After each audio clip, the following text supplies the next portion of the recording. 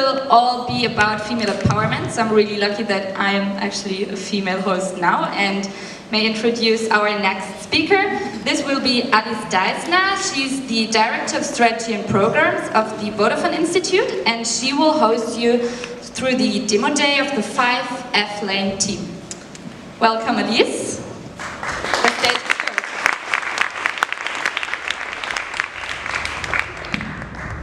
So, welcome to a session of Female Fact Technology through a Gender Lens. As most of you probably know, only 9% of the tech startups are founded by women.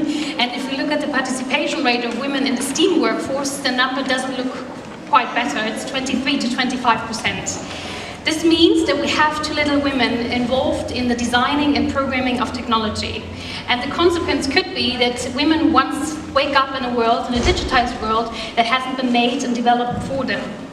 We wanted to change that, and together with our two cooperation partners, the Social Entrepreneurship Academy and the Impact Hub Berlin, we founded in 2016 F-Lane. So what is F-Lane? F-Lane is an accelerator program, and even though we are proud of it, it's also a shame. It's the first accelerator program in Europe that focuses on the female empowerment and technology aspect. What we mean with female empowerment is not only to support female founders in technology, which is quite a challenge if we look at the numbers, but we also want to support technology that betters the situation of girls and women worldwide, which means we want to support technology for women. So you will observe male teams here today that have great startups and use technology for female empowerment, because technology and female empowerment is not just a women's issue. What you can expect today is, first of all, before we start, I have to thank also our media partner, Gründerszene, and also again our two cooperation partners. And you will observe today 5 pitches of our F-Lane teams. These 5 teams have actually participated 7 weeks here in Berlin at our program, and today is the demo day, so it's quite exciting. And before we start that, actually, we have a great guest. And it's an honor to introduce Miriam Wohlfahrt. She is a role model for female founders, I think. She has founded a company 10 years ago, almost 10 years ago. She just told me that she has now 161 employees, which is quite a big number, I would say. And besides her company, she founded actually RatePay, which is in the fintech area and industry.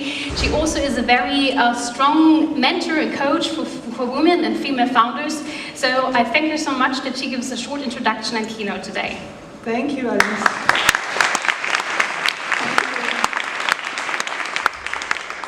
So I was asked last week to tell you a little bit about stories on how to build a startup and what are the ideas to do that, and how could I help you maybe with my idea.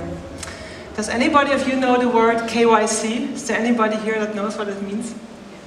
So 9 years ago, actually, KYC, I worked in the financial industry. It's a regulatory term that stands for Know Your Customer. And to be honest, that was the only thing I really knew about tech. I was working in tech companies since the year 2000, in payment companies, but I am not able to code, and I would never really dive deep into tech. I just like tech a lot, and I love tech for my life. But I had a vision of what we can do with it. So actually, the Know Your Customer, that was my entry point to have an idea that was really burning in my heart. And the idea is make payments easier, especially for the women that like to pay. Because in the German market where I worked, I looked really closely on how people like to pay in the internet. Most of them paid to that time, to 2008, with credit cards and with PayPal. But I saw that a lot of companies like the Otto Group, they were really strong on payment methods that are called open invoice. So for those of you that are not German, it's something that you pay later. You receive the goods and you pay it afterwards. So why actually I think this is something women prefer, because when it comes to financial decisions, they are more on the security side than men. So most of the women actually decide to pay with open invoice or with a direct debit. They don't like so much credit cards and PayPal. That was the reason why I had this idea, and I thought that there is a gap in this payment section that would need to be fulfilled. Well, unfortunately, I went to my boss and I said to him, listen, I really think that we could really do better in the German market if we do that. But he said, no, Miriam, we don't need this. This is not so. It's an uncool thing. I said, no. And I was really burning for this. And I had, at that time, I worked on a project with some guys and they were like the tech people. And I said to them, you know what, actually, we could do that together. If we do that together, we find a company, we build a company out of our idea. What would you think about this? And it took me some time to convince them, but after a while, they were really burning as well. So I think sometimes it is really important that you know something that you're doing. In my case, it came from knowing my customer and knowing what they need and seeing a gap there. So it was all about the idea and what you can do with your vision. And we created a tech company. So today this tech company, RatePay, it's 9 years old. We are here in Berlin.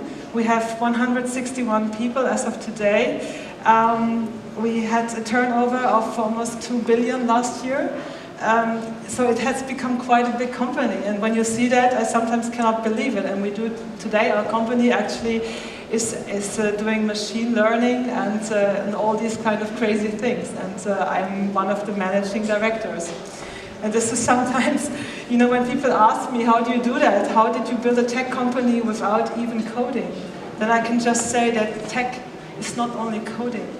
I think the problem is that when we think about tech, we think about these young men wearing hoodie sweaters, drinking club mate, sitting in dark rooms and playing like warrior games. This is actually many tech or coder like role models that we have in our mind, and this is not what it's all about. For me, tech is like the new time, it's like the future, and also within tech you have several, let's say, you need creative people, you need people with financial skills, you need people with analytical skills, you need visions, and you need coders. This is all tech. It's not tech, it's not only coding. And this is what I can just say to all these young people thinking about how can I build a tech company when I'm not really such a techy person. It is just that you embrace the future and you embrace all the things that you can do with it. So the way actually was not always easy, because finding or starting a company is something else than building. So for the starting itself, actually the idea that was really burning, that was quite enough in my mind, and it helped me a lot. It helped me and my team to get the money in, to get the first steps done. So that was the most important thing on the beginning, to really burn for this idea, go get money in, and then start executing. But to be honest, when you do the execution, you really need diversity. And diversity is not only men and women, it's all different skills. Diversity is financial skills, it's creative skills, it's tech skills, and it's visionary skills. You have to really have a vision where you want to go, and you have to tell that to your people. And it's also about inspiring skills to others. So this was, I think, one of the stories that really made it so successful as it is today. In our team at RatePay, we have a management team. We are 4 people in the management team, and it's the CTO. She is a female, and I'm also a female. And we managed also to have 2 guys on board, so we really have a 50% male quota, which we are really proud of.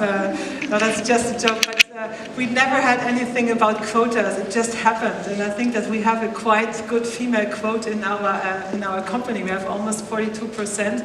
In a, let's say, fintech company, which is great, and we're really proud of this. And but I'm also so proud of all the men that work together with us, because it's not, we don't want a one-gender company, we want an all-gender company, and we really want to have talents with different skills. And I think this is something that I learned in my life, that you don't need to have one talent, you need to combine yourself with a lot of talent. So that's what it's all about.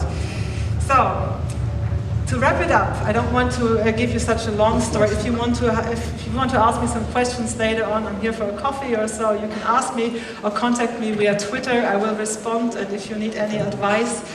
So it was 9 years of hard work, 9 years of a lot of failure and a lot of fun, and great things happening. So what made it all up? Actually, first thing was the idea, burn for it and go for it and get money in. And the second thing is then execute with a great team of diversity. And diversity of many great people that have all the skills to bring it together to make it successful. Yes, thank you very much.